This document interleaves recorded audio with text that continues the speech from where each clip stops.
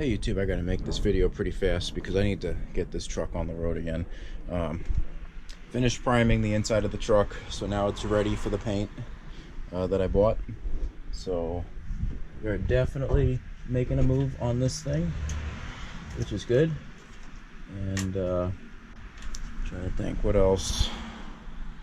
Yeah, we're gonna spray this whole thing down with that special paint that I bought, and it's just gonna be the inside of here, and just keep going from there.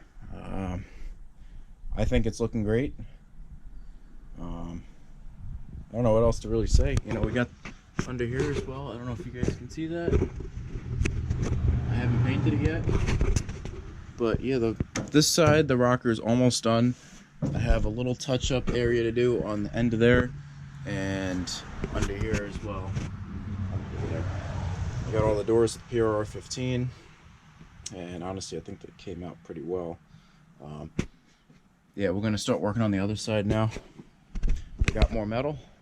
Let's cut this stuff out. Let's get a move on this. Weather outside's not looking too well today, so hopefully it's just passing. I guess we're gonna find out.